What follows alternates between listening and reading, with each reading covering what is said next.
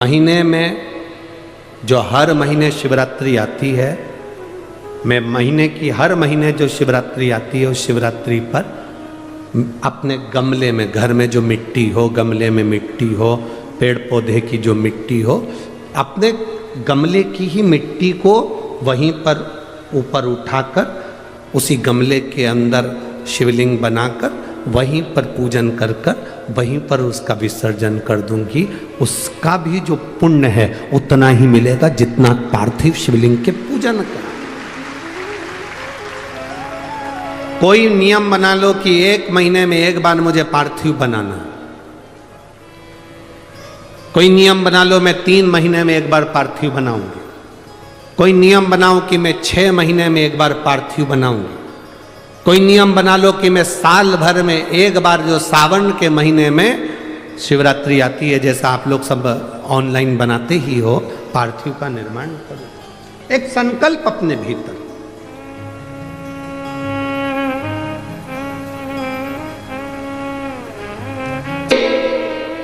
पार्थिव शिवलिंग का निर्माण करना। पार्थिव शिवलिंग जानते हो ना सब लोग? जम के तो बोलो जरा, जानते हो ना सब? मिट्टी का पार्थिव शिवलिंग का निर्माण जब हम करते हैं तो दुनिया के लोगों को लगता है कि हमने शिवलिंग बनाया, हमने शिवलिंग बनाया तो एक शिवलिंग के पूजन का फल मिल रहा है। ये दुनिया के लोगों को लगता है कि एक शिवलिंग के पूजन का फल मिल रहा है। पर शिव महापुराण की कथा कहती है पार्थिव शिवलिंग का निर्माण करना और उसकी पूजन करना, उसका मतलब है पार्थिव शिवलिंग को बनाने में जो मिट्टी हम एकत्रित करते हैं, उस मिट्टी में जितने जितने बारीक बारीक कण होते हैं, एक एक धूल का कण, मिट्टी का कण जितने एकत्रित होते हैं शिवलिंग को बनाने में, आप शिव जी का जब स्नान कराते हो, पूजन कराते हो, बेलपत्र चढ़ाते हो, तो जितने मिट्टी के अंदर बारीक बारीक कण होते हैं जिससे जुड़कर पार्थिव शिवलिंग का निर्माण होता है, वो 1000 करोड़ शिवलिंग की पूजन एक साथ हो जाती है एक ही बार में। उतना फल हमारे खाते में चले जाता है, उतना फल।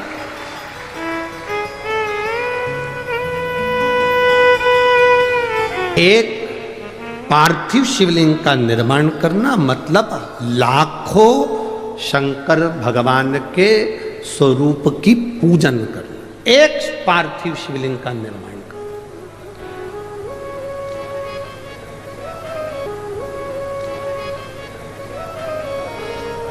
आप में से कितने लोग हैं जो महीने में, 2 महीने में, 6 महीने में एक बार पार्थिव बनाते हैं? उठाओ जरा हाथ। एक आध बार पार्थिव बनाते हो? रखो। जो पार्वती जी ने किया, संसार का मनुष्य अगर वो कार्य करता है तो शिव तत्व उसके नजदीक में आता ही है। भगवान देवादिदेव महादेव की प्राप्ति उसके जीवन में होती ही है, जरूर होती है। भगवान शंकर की प्राप्ति का केंद्र बिंदु है पार्थिव शिवलिंग का निर्माण।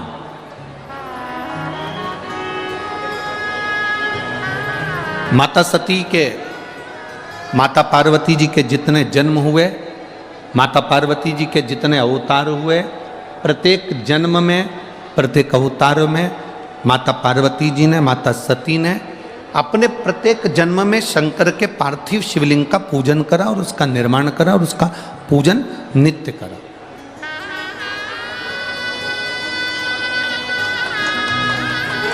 एक नियम आप भी बना लो, हमने पहले भी कथा में कहा, और वही बात शिव महापुराण की इस कथा में भी आती है कि हम एक संकल्प लेकर चलें। जैसे रुक्मणी जी की बुआ जी ने संकल्प लिया था, रुक्मणी जी ने संकल्प लिया था, ऐसा कोई संकल्प अपनी जिंदगी में हम भी लेकर चलें।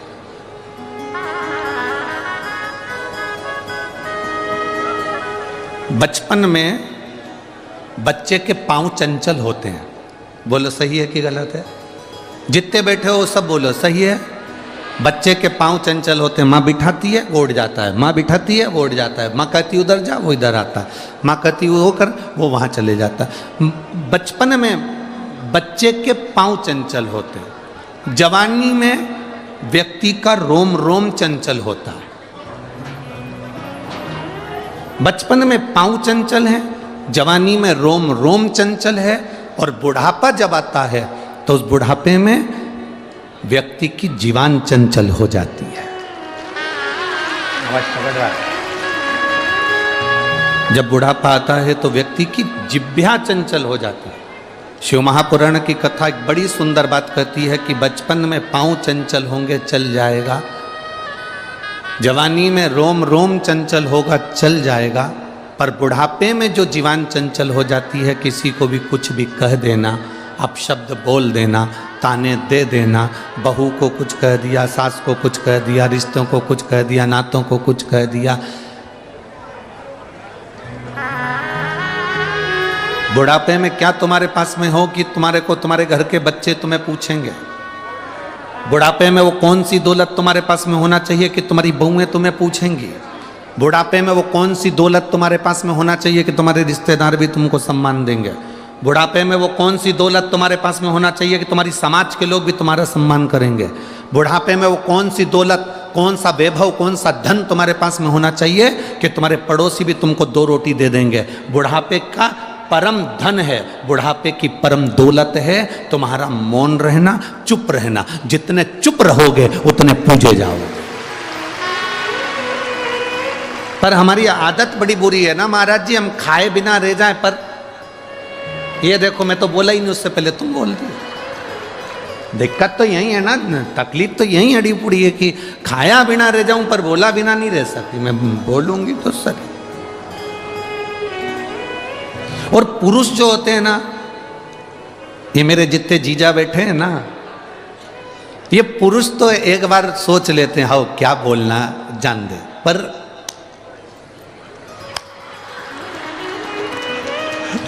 जगदम्बा जो होती है ना, तुम चुप रहो मैं अभी कह के आती हूं, और वो बोले बिना रह ही नहीं सकती। मैं तो बोलूंगी जा।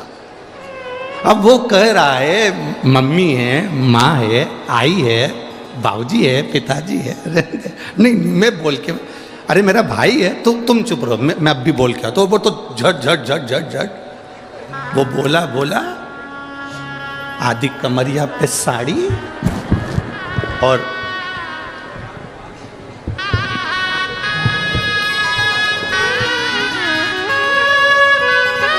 वो बोला तो बोला, और बोलने के बाद में वो माइक भी बोल रहा है।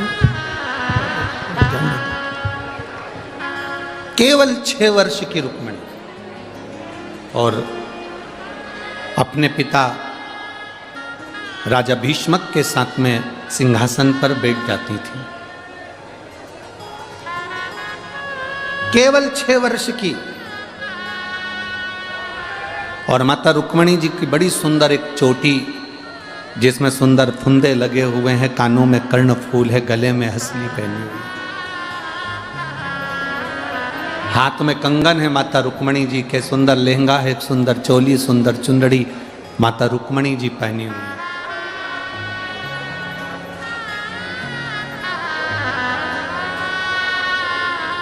कौंडल्यपुर की रहने वाली, विदर्भ की पवित्र भूमि पर निवास करने वाली माता रुक्मिणी जी पूरे कौंडल्यपुर में एक शोभायमान है।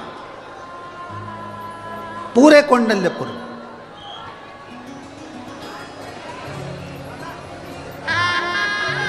उनकी छटा विरल। 6 वर्ष की दौड़कर अपने पिताजी के सिंहासन पर चढ़कर बैठ जाती। पिताजी उनको गोदी में बिठा लेते और निर्णय देना प्रारंभ कर देते। अब जितने भी वहां पर लोग आते, जो सभा में जितने भी आते, राजा भीष्मक की सभा में जितने भी बैठते, उनसे जब बात चालू होती तो बात चलते चलते चलते चलते थोड़ी थोड़ी देर में जितनी भी बात निकलती वो भगवान कृष्ण की निकल जाती। थोड़ी थोड़ी देर में बात निकलती और भगवान कृष्ण की बात चालू हो जाती।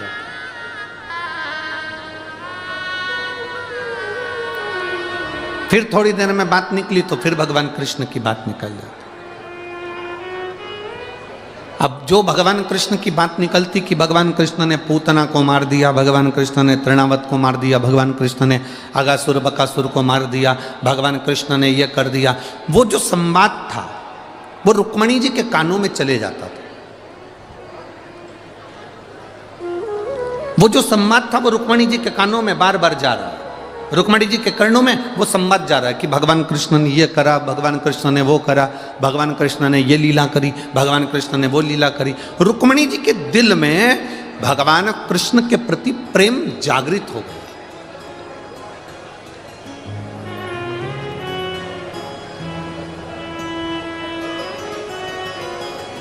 और इतना प्रेम भगवान कृष्ण के चरणों के प्रति रुक्मणी जी का जागृत हो गया कि रुक्मणी जी 6 वर्ष की अवस्था में रुक्मणी जी ने भगवान कृष्ण को अपने हृदय में बिठा लिया।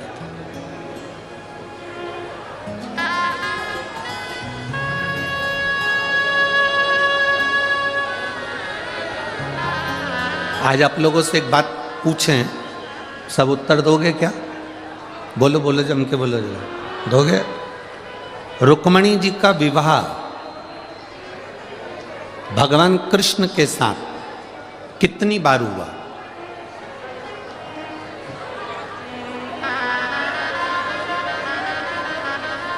जल्दी जल्दी उत्तर दो।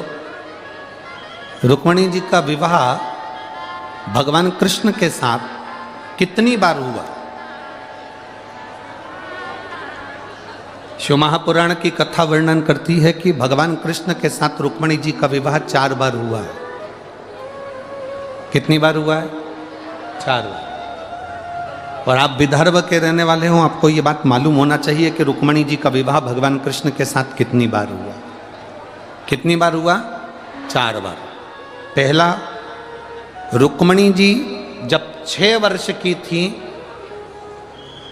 सभा में बैठे हुए लोगों के मुख से भगवान कृष्ण का नाम सुन सुनकर रुक्मणी जी ने अपने मन से भगवान कृष्ण के साथ दिल से रुक्मणी जी ने फेरे लगा लिए थे कि कृष्ण आज से मेरे पति हैं और मैं कृष्ण की धर्म पत्नी हूं।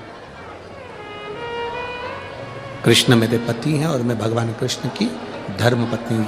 ये रुक्मणी जी ने भीतर से फेरे लगा लिए। 6 वर्ष की अवस्था में रुक्मणी जी भगवान कृष्ण को अपना पति बना लिया। इसको कहते हैं मानसिक विवाह, जो मन से करा गया। दूसरे नंबर का विवाह रुक्मणी जी ने जब पत्र लिखा, उस पत्र में 7 श्लोक लिखे। कितने श्लोक थे? 7। पत्र में 7 श्लोक लिखे। हर श्लोक को लिखते समय रुक्मणी जी ने अपनी बुद्धि से भगवान कृष्ण के साथ फेरे लगा लिए। पहला श्लोक लिखा रुक्मणी जी ने और कह दिया, मैं कृष्ण तुम्हारे को समर्पित हूं, मैं तुम्हें पाना चाहती हूं। 7 श्लोक से रुक्मणी जी ने भगवान कृष्ण से बुद्धि की भावर लगा ली। ये दूसरा विवाह हो। और जितने लोग आस्था सेन चैनल पर सुन रहे हैं, बड़े ध्यान से सुनना। रुक्मणी जी का तीसरा विवाह जगदम्बा के मंदिर से, जब रुक्मणी जी श्रृंगार कर कर जगदम्बा के मंदिर पर आई और भगवान कृष्ण उनको लेकर भागे, ये राक्षसी विवाह भगवान कृष्ण का रुक्मणी जी के साथ तीसरा विवाह हुआ।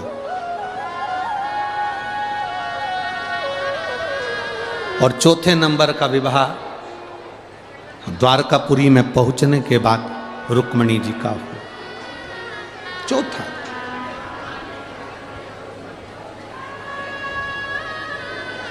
अर्थात रुक्मणी जी का चरित्र कह रहा है, रुक्मणी जी का संवाद कर रहा है कि बचपन रुक्मणी जी ने भगवान को दे दिया, जवानी रुक्मणी जी ने भगवान को दे दी, अधेड़ी रुक्मणी जी ने भगवान को दे दी, और वृद्धावस्था रुक्मणी जी ने भगवान को दे दी।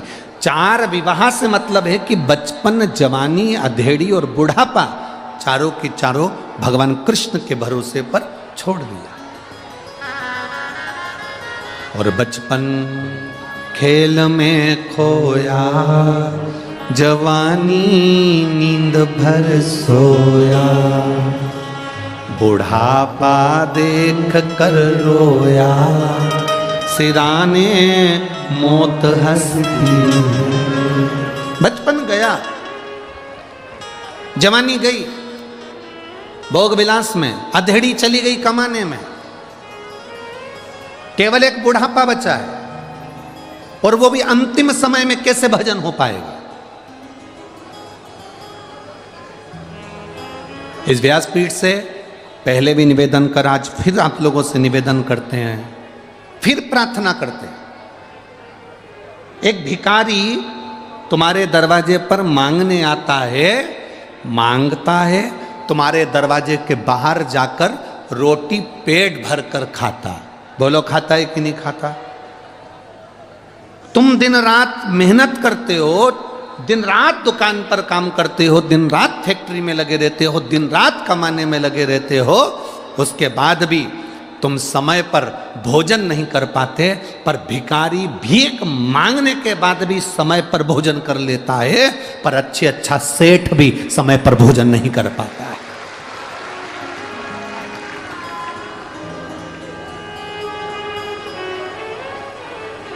जरा विचार करिए, वो भिखारी भी हमको सीख देता है कि देखो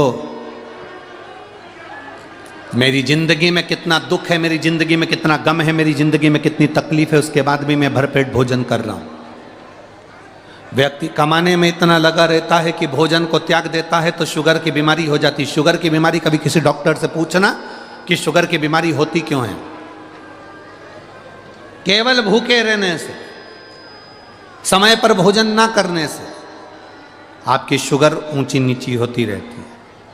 कभी डॉक्टर से पूछना बीपी की बीमारी क्यों होती है? समय पर ना खाना, ना जागना, ना सोना।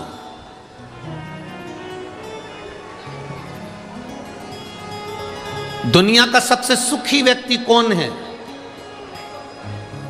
दुनिया का सबसे बड़ा करोड़पति कौन है? दुनिया का सबसे बड़ा सेठ कौन है? जिसके सोने वाले कमरे में, जिसके शयन कक्ष में, जिसके कमरे के अंदर, जिसके पलंग के पास में कोई दवाई या गोली नहीं है, वो दुनिया का सबसे बड़ा सेठ है। सोने से पहले 4 गोलियां खाना पड़ रही है। सोने से पहले नींद की गोली, बीपी की गोली, शुगर की गोली, इसकी गोली, उसकी गोली, रोज सोने से पहले 4 गोलियां खाना पड़ रही है। तो दुनिया के आप कितना भी आपने धन कमाया है, पर आप सेठ नहीं कहलाओगे। आप सेठ नहीं कहला सकते, क्योंकि प्रथम सुख निरोगी काया, द्वितीय सुख घर में माया। दुनिया का सबसे बड़ा सेठ वो है आपके पलंग के पास कोई दवाई नहीं, कोई गोली नहीं, सवेरे उठते हो आराम से, सोते भी आराम से हो, बस बिना गोली के भी आराम से मोबाइल बंद करा, सोए और नींद आ गई, समझ लेना कि दुनिया के सबसे बड़े सेठ तुम हो। तुम सो रहे हो, रात भर तुम्हारा दिमाग काम कर रहा है, रात भर वहां से पैसा आया कि नहीं आया, फैक्ट्री में काम हुआ कि नहीं हुआ, उसने ये काम करा कि नहीं करा, वहां से आने वाला था वो आया कि नहीं आया, उसने ये करा कि नहीं करा। रात भर जाग रहे हो, दिमाग तुम्हारा रात भर चल रहा है, तो तुम सेठ नहीं कहला सकते। फुल एंजॉय की जिंदगी जियो रे भाई। कोई भरोसा नहीं है कि अगला जन्म तुम्हारा कौन सा होगा और हमारा कौन सा होगा, किसको मालूम।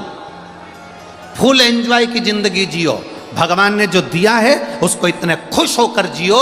अगर कम मिला, कम में जिंदगी अच्छी जियो, ज़्यादा मिला, ज़्यादा में जिंदगी अच्छी जियो। जैसा मिला, एक 10,000 रुपये महीना कमाने वाला भी अपनी पत्नी को रोज घुमाने चले जाता है। 10,000 रुपये कमाने वाला भी अपने पत्नी और बच्चों के साथ खिलखिला के हंस लेता है। और 1 करोड़ रुपये कमाने वाला भी दिन भर मुसद्दी लाल जैसा बैठा रहता है। काय की जिंदगी जीना पे? फुल एंजॉय की जिंदगी जी। जो परमात्मा ने दिया कम नहीं दिया, जैसा दिया बहुत अच्छा दिया। घर में ऐसे रहो कि जैसे शंकर पार्वती रहते थे। शिव जी के परिवार में किसी देवता का परिवार निकाल कर बताओ, 33 कोटि देवी देवताओं के परिवार में बता दो कि पूरा परिवार किसी के साथ में हो। भगवान विष्णु और लक्ष्मी जी साथ में मिलेंगे परंतु उनके बच्चे साथ में नहीं मिलेंगे। ब्रह्मा ब्रह्माणी साथ में मिलेंगे पर उनके बच्चे साथ में नहीं मिलेंगे। इंद्र इंद्राणी मिलेंगे पर उनके बच्चे साथ में नहीं मिलेंगे। आप किसी 33 कोटि देवी देवताओं की लिस्ट निकाल कर देख लो, किसी के देवताओं के बच्चे उनके साथ में नहीं है। केवल एक देवाधिदेव महादेव हैं जिनके बच्चे गणेश, कार्तिकेय, अशोक सुंदरी, जया, विषहरा, शामली बारी, दौतली देव, शंकर भगवान का पूरा खानदान उनके साथ में है। क्योंकि शिव प्रेरणा देते हैं कि अपने परिवार के साथ फुल एंजॉय की जिंदगी जियो, भले कैलाश पर्वत पर रहो चाहे कहीं पर भी रहो।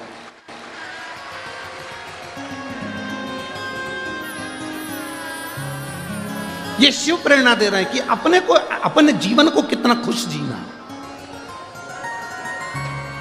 अपने को अपना जीवन कितना आनंदमय जीना, अपने को अपना जीवन कितना आनंदमय बनाना, ये अपने ऊपर निर्भर करता है। 6 वर्ष की अवस्था माता रुक्मणी जी की, मात्र 6 वर्ष की अवस्था, और 6 वर्ष की अवस्था में माता रुक्मणी जी ने भगवान कृष्ण को अपना पति मान लिया था। आप इस कथा के पंडाल में बैठती हो और हम बोलते हैं बोल बम का नारा है और बाबा एक सहारा है। बाबा एक सहारा का मतलब ये है कि आप भोलेनाथ जी को अपना पिता मान लो, भोलेनाथ जी को अपना इष्ट मान लो, भोलेनाथ जी को अपना सखा मान लो, भगवान शंकर को अपना इष्ट, अपना सखा, अपना पिता, अपना बाबुल, अपना बाबा मानकर हम अपने दिल की बात भोलेनाथ जी से कर सकें। उसका मतलब ये है।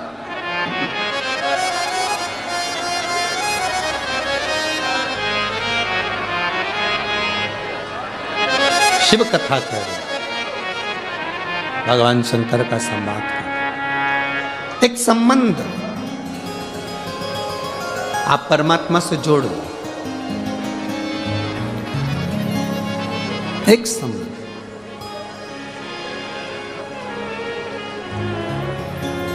और नाता एक राम जी से दूजा नाता तोड़ दे, रिश्ता एक श्याम जी से दूजा रिश्ता छोड़ दे। साधु संगे राम रंग अंग अंग सही है, जाई विधि रखे राम ताही विधि रही। किया अभिमान तो फिर मान नहीं पाएगा, होगा वही प्यारे जो मेरे राम जी को भाएगा। बस अपना शिव को, अपना राम को बना लो। एक दिन रुक्मणी जी 6 वर्ष की अवस्था में रुक्मणी जी ने जो भगवान कृष्ण को अपना बना लिया, आज पिता विदर्भराज भीष्मक जी से कहकर रुक्मणी जी ने पिताजी से कहा, पिताजी मेरे दादा परदादा शिव की भक्ति में डूबे रहे हैं,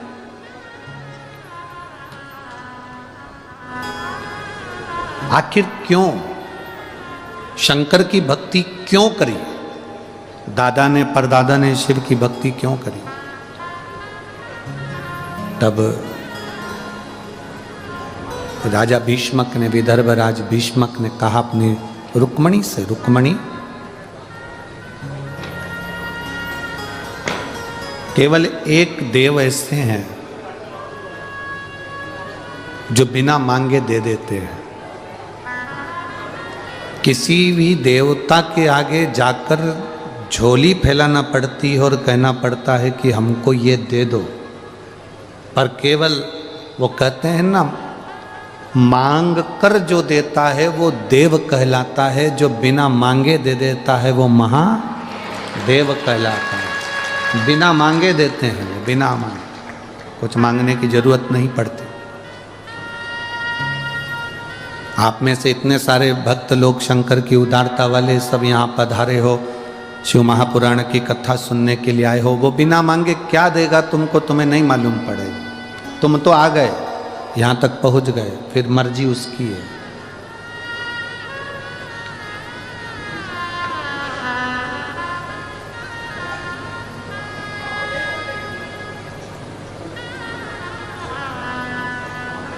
फिर उसकी मर्जी, वो क्या देगा क्या नहीं देगा। ये उसके ऊपर निर्भर करता है।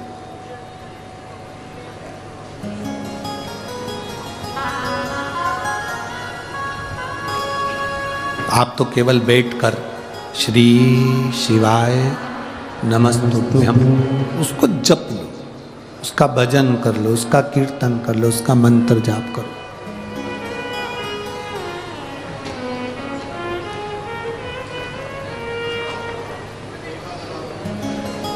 माननीय विधायक जी आज कह रहे थे, श्री रवि जी राणा जी, कि गुरुदेव कल कुछ बुजुर्ग महिलाओं जा रही थी तो हमने अपनी गाड़ी में उनको बिठाकर यहाँ जब लेकर आ रहे थे तो हमने बुजुर्ग माताओं से, बूढ़ी बूढ़ी माताओं से पूछा कितनी उम्र है तुम्हारी, तो उन्होंने कहा 78 साल की उम्र है, 78। कितनी दूर गाड़ियां छोड़ रही हैं और तुम पैदल पैदल जा रही हो, कितनी परेशान हो जाओगी ना। तो विधायक जी कह रहे थे, उस माँ के मुख का शब्द था गुरुजी, वो माँ कह रही थी ये तो 5 किलोमीटर है, 50 किलोमीटर भी होता तो मैं पैदल जाती कथा को सुनने के लिए।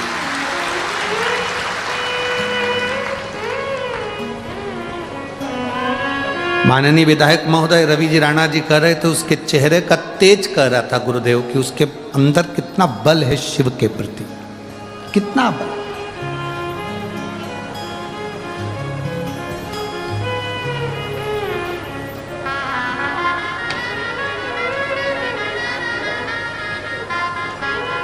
कल माननीय सांसद महोदय नवनीत जी राणा जी से हमने पूछा कि आप कथा के पंडाल में रहते हो, आपका कुछ अनुभव, आपका कुछ अनुभव। माननीय सांसद महोदय श्रीमती नवनीत जी राणा जी कह रही थी कि गुरुजी 2 दिन से मैं भोजनशाला में जब भोजन बनाने के लिए जाती हूँ, रोटी बनाने के लिए सबके साथ बैठकर जब रोटी बनाती हूँ, उस समय पर ऐसा महसूस होता है कि वो रोटी किसी व्यक्ति के लिए नहीं बन रही है, वो रोटी स्वयं देव अधिदेव महादेव के लिए बन रही है। ये अनुभव है भीतर का, ये भीतर का अनुभव।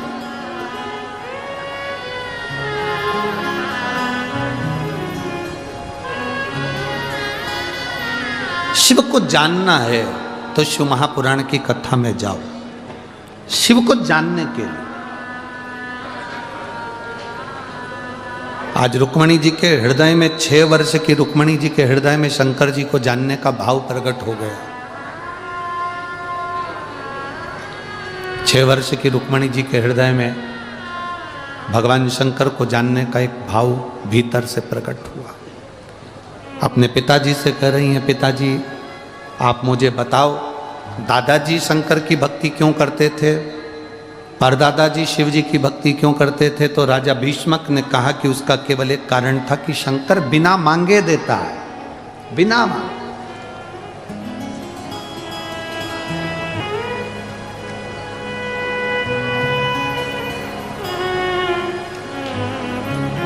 पीछे की एलईडियां चालू करवाइए उस वाले पंडालों की, और पीछे की आवाज भी बढ़ाइए। शिव बिना मांगे दे देने वाला। भगवान शंकर के दरवाजे पर जाकर मांगना नहीं पड़ता, वो स्वयं दे देता, स्वयं।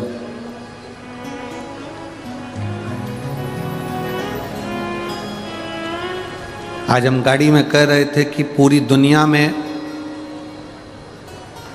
शंकर भगवान का शिवलिंग पूजाता है, पर केवल सीहोर का कुबेरेश्वर धाम एक ऐसा है जहां पर कंकर शंकर के रूप में पूजाता है। केवल एक, पूरे भारत की भूमि पर केवल एक ही भूमि ऐसी, एक ही जगह ऐसी है, सीहोर का कुबेरेश्वर धाम, जहां पर कंकर शंकर के रूप में पूजाया जाता है।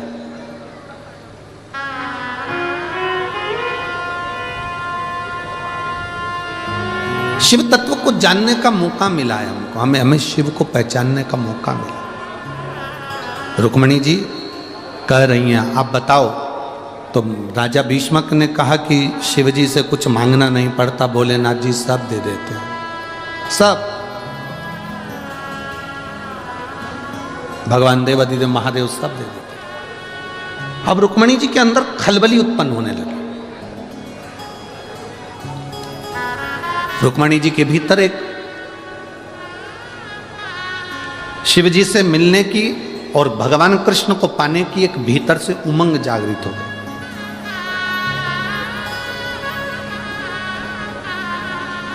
हमने कई बार कथाओं में कहा कि सुख और उम्र, आप लोगों ने कथाओं में सुना होगा, सुख और उम्र इन दोनों की हमेशा दुश्मनी रही है, इन दोनों की आपस में बनी नहीं। किस किस चीज की नहीं बनी? बोलो बोलो, जम के बोलो जरा।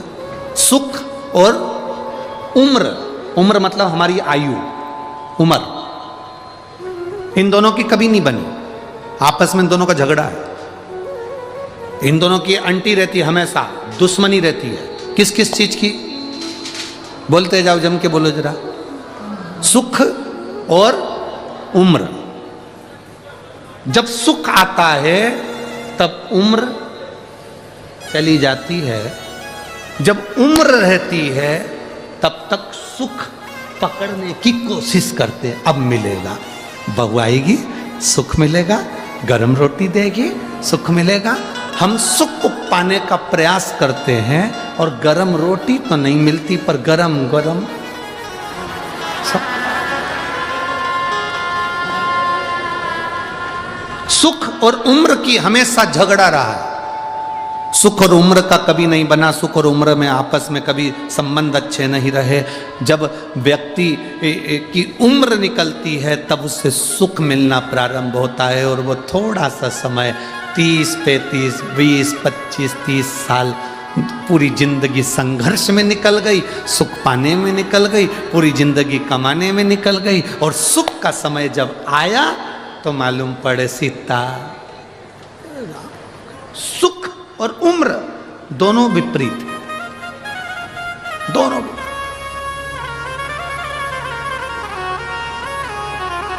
सुख पाने के चक्कर में दुनिया के लोगों की पूरी उम्र चली जाती है, और जब उम्र चली गई तब सुख मिला तो क्या फायदा? बोलो री जीजियो, सही है कि गलत है?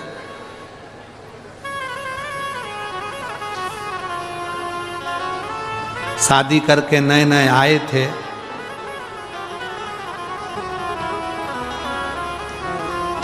विवाह कर कर नए नए पधारे थे। अब नए नए तुम शादी कर कर आए थे, विवाह कर कर आए थे, तो जरा विचार करिएगा। पहला, दूसरा, तीसरा, चौथा, पांचवा, छठा, सातवां, आठवां, नवा, 10वां करवा चौथ का व्रत पड़ा। सही मायने में बताओ, पति तुमको जब साड़ी दिलाता, पति तुमको जब रकम दिलाता तो अच्छा लगता कि नहीं लगता? अरे बोलो तो जम के जरा, लगता ना?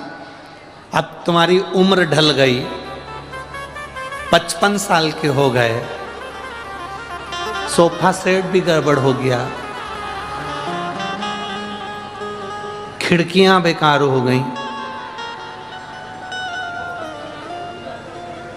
और अब सुख आया, धन आया, और पति ने कहा मेरा मन कर रहा, चल सुनार की दुकान पे चल, तुझे आज मैं नेकलेस दिला दूं, चल सुनार की दुकान पे, कपड़े की दुकान पे मैं तुझे कपड़े दे दूं।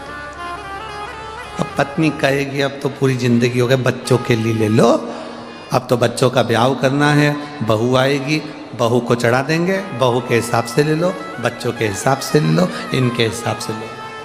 अब मना कर देगी वो, अब मेरे लिए मत लो, अब तुम बच्चों के लिए, परिवार के लिए लो।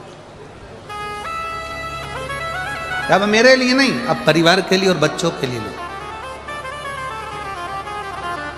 अब मेरे लिए मत। सुख और उम्र, इन दोनों का झगड़ा है।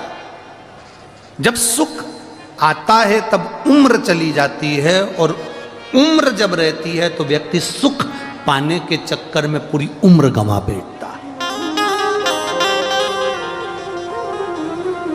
इसीलिए हमारा शास्त्र कहता है कि भजन करो भरी जवानी में, बुढ़ापा किसने देखा है। भजन करो भरी जवानी में बुढ़ापा किसने देखा है। इन दोनों का झगड़ा है, सुख का और उम्र का।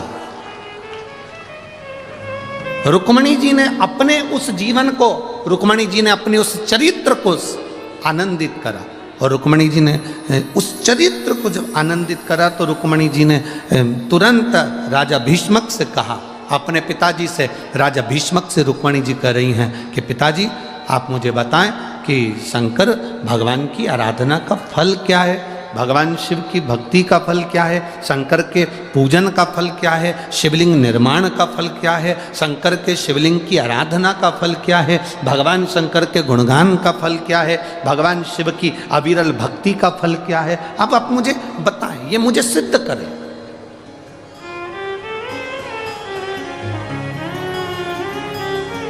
राजा भीष्मक ने कहा, रुक्मणी, शिव की अविरल भक्ति वो भक्ति है जिसमें मांगने के लिए आपको हाथ नहीं फैलाना पड़ेगा।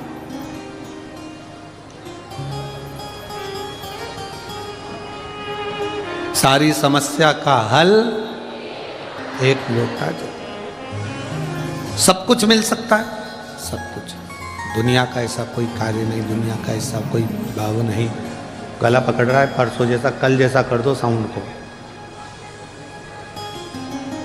दुनिया का कोई ऐसा सुख नहीं है जो शिव की भक्ति से नहीं मिल सकता।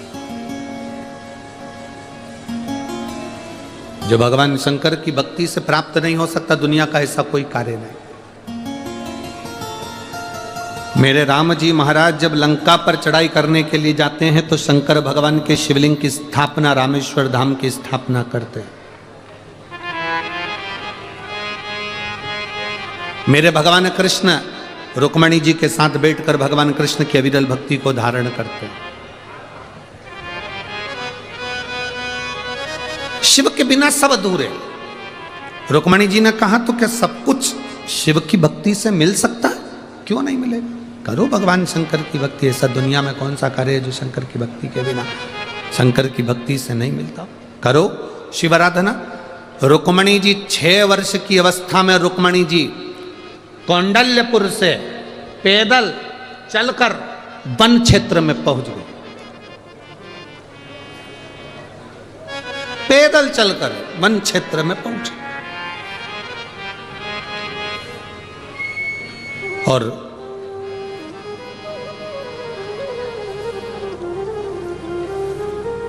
आज रुक्मणी जी ने विचार कर लिया कि अब तो मुझे शंकर के शिवलिंग की आराधना करना है, पूजन करना है। स्कंद पुराण में विदर्भ के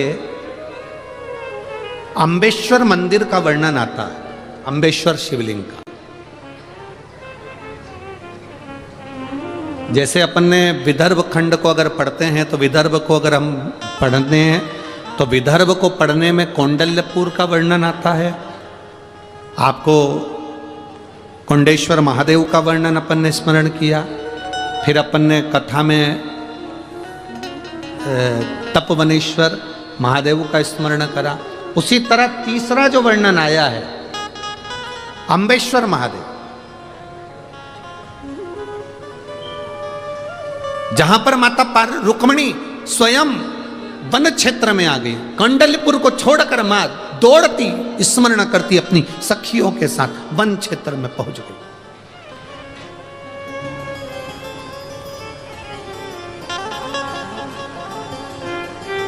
और उस वन क्षेत्र में गुफा के अंदर एक भूमि पर बैठ गई।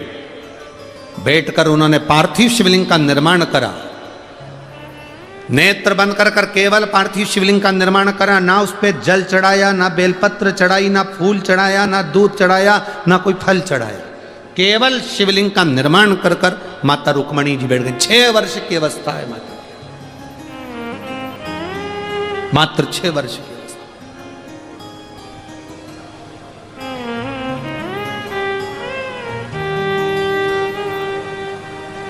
गुफाओं का मार्ग, वन क्षेत्र पूर्ण तरह से वन में ढका हुआ, भयंकर हिंसक पशु पक्षी, और माँ बैठी है रुक्मणी 6 वर्ष की अवस्था।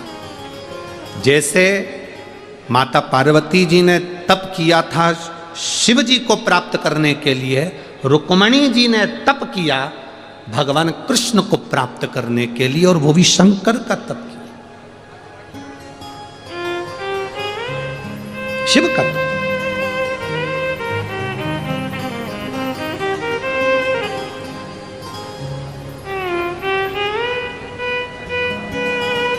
पिता विदर्भराज को मालूम पड़ा, राजा भीष्मक को मालूम पड़ा मेरी बेटी घर से गई है, सखियों के साथ वन क्षेत्र में गई है, ढूंढने के लिए निकल गए।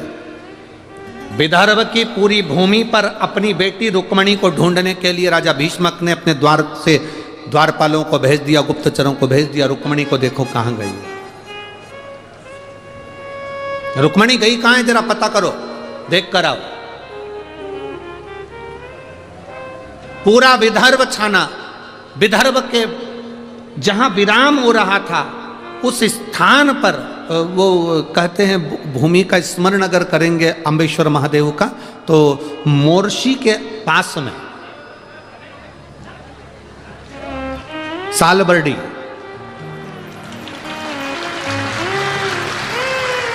मोर्शी के पास में सालबर्डी, ये आज का नाम है, पुरातन नाम अम्बेश्वर महादेव। पुराना अगर स्मरण करेंगे तो वहाँ मोर्शी में ही पड़ेगा ना, मोर्शी के अंतर्गत ही आएगा।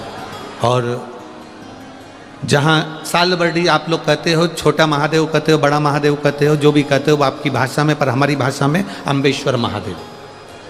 जिस कथा का नाम माननीय सांसद महोदय नवनीत जी राणा जी ने, श्री रवि जी राणा जी ने इस कथा का जो नाम लिया, अम्बेश्वर अम्बा, शिव महापुराण की कथा, इनका मूल लक्ष्य था कि पूरे विदर्भ क्षेत्र में, पूरे विदर्भ क्षेत्र में जो हमारे स्कंद पुराण में और हमारे शास्त्रों में जिन जिन शंकर के मंदिरों का, जो अम्बा महारानी का, और जो भगवान की अविरल भक्ति, जो विदर्भ राज भगवान शिव की भक्ति करे हैं, ऐसी मूल कथाओं का उद्देश्य रहे। और मैं माननीय नवनीत जी राणा जी को धन्यवाद दूंगा, रवि जी राणा जी को धन्यवाद दूंगा कि ये केवल तपवनेश्वर, कोंडेश्वर, अंबा मां, कौंडल्यपुर या मोर्शी के श्री अम्बेश्वर महादेव, ये केवल यहीं तक सीमित नहीं है। हमारे बीच में अयोध्या से, अवध भूमि से मेरे रामलला अयोध्या की, मेरे रामलला अयोध्या के जिस टेंट में रहते थे, उस टेंट में पूरा जीवन जिन्होंने रामलला की सेवा में और उनकी आराधना में, पूजन में लगाया, ऐसे परम पूज्य संत शिरोमणि पधारे हैं। एक बार जोरदार ताली बजाकर उनका स्वागत। चली गई 6 वर्ष की अवस्था में रुक्मणी जी अपने पिता से कहकर गई, बिना बताए नहीं गई, बिना बोले नहीं गई रुक्मणी,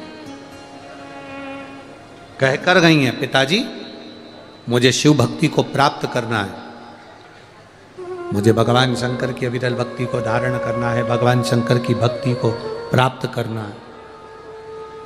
पिताजी मैं वन क्षेत्र में जा रही हूं, आपने कहा कि शंकर की भक्ति करने वाला को मांगने की जरूरत नहीं पड़ती, मांग कर दे वो देव कहलाता है, जो बिना मांगे दे दे वो महादेव कहलाता है। तो मैं महादेव की भक्ति करने के लिए जा, इतने खुश हुए पिता। विदर्भराज भीष्मक अति प्रिय, प्रसन्न, बहुत प्रसन्न, उनकी प्रसन्नता का कोई अंत ही नहीं था।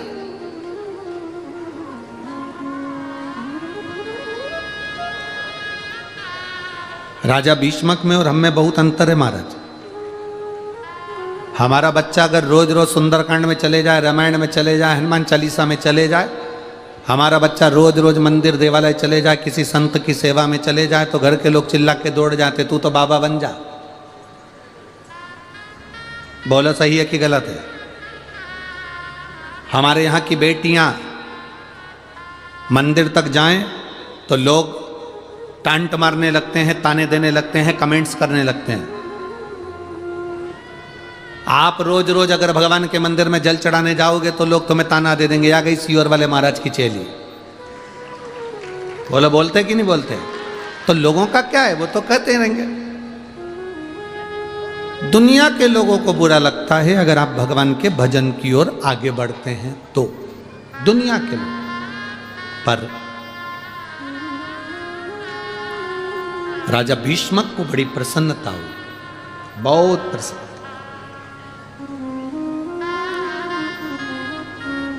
इतनी प्रसन्नता राजा भीष्मक के मुख पर थी कि आज मेरी लड़की, आज मेरी बेटी 6 वर्ष की अवस्था में शंकर की आराधना में डूबी है।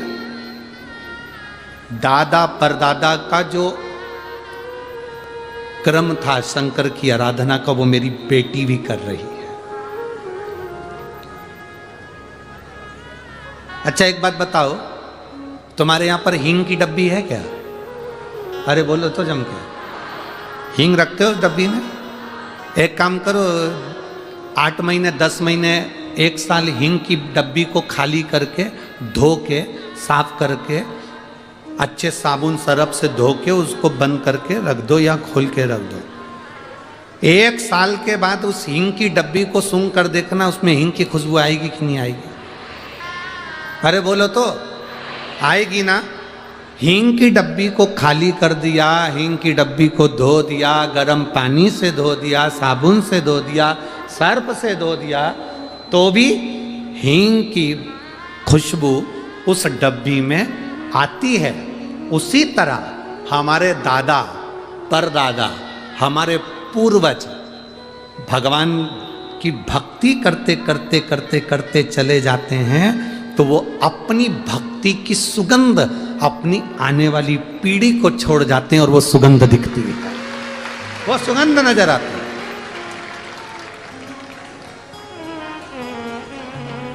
आप जितने भी शंकर की कथा में बैठे हो, आप जितने भी शिव महापुराण की कथा को सुनने के लिए बैठे हो, और जितने लोग आस्था चैनल पर सुन रहे हैं, जितने फेसबुक यूट्यूब पर सुन रहे हैं,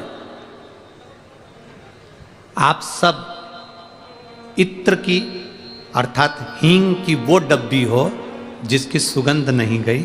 84 लाख को कहे ना, 83,99,999 योनि काटने के बाद ये 84 लाख भी योनि मिलती है।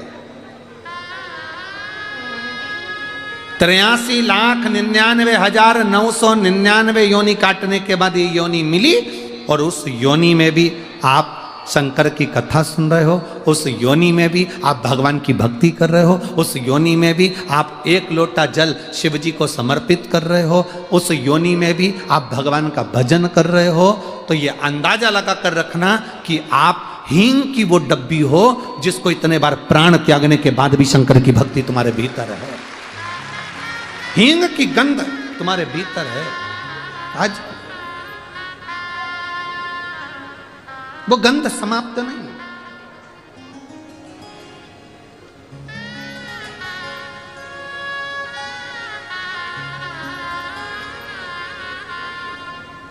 कितना प्रयास करा। आज हमारे बीच में